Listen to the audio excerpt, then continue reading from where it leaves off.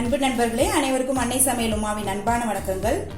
இன்னைக்கு அன்னை சமையல்ல பார்க்க போறது நெல்லிக்காய் சாதம். வாங்க நெல்லிக்காய் சாதம் எப்படி செய்யறதுன்னு பார்க்கலாம். முதல்ல நெல்லிக்காயை துருவிக்கலாம்.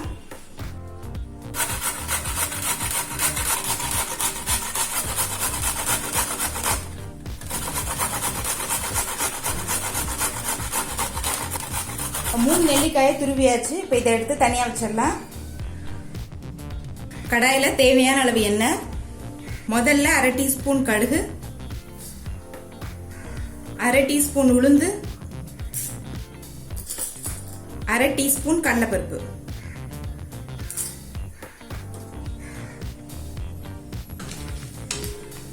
அடுத்தது 2 டேபிள் ஸ்பூன் வேர்க்கடலை சேர்த்துக்கலாம்.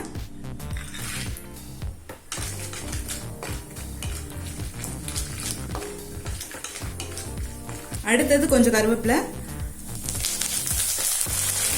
கொஞ்சம் பெருங்காயம் சேர்த்துக்கலாம்.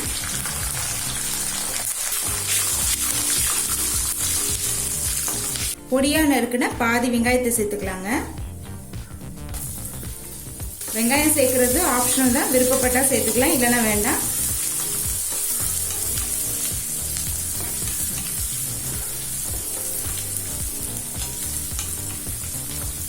அடுத்து 3 பச்சை மிளகாய் சேர்த்துக்கலாம்.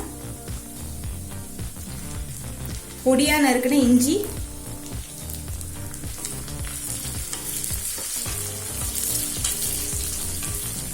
தேவையான அளவு உப்பு. இப்ப வெங்காயம் நல்லா வதங்கிடுச்சுங்க. அடுத்து 1/4 டீஸ்பூன் மஞ்சள் தூள், அரை டீஸ்பூன் மிளகாய் தூள், 1 நிமிஷம் வரைக்கும் வதக்கிக்கலாம்.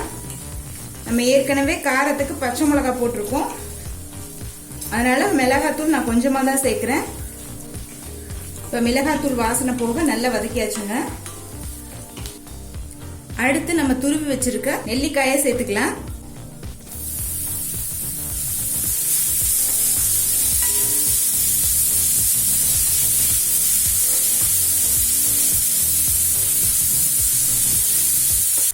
இப்போ மூடி போட்டு 1 நிமிஷம் ஸ்லோலே வச்சிடலாங்க.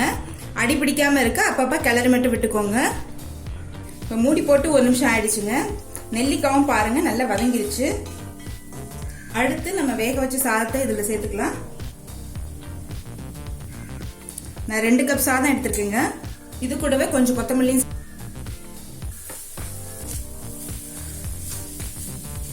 நான் பச்சரிசி எடுத்திருக்கேங்க. நீங்க விருப்பப்பட்டீங்கன்னா எந்த அரிசி வேணா போட்டுக்கலாம்.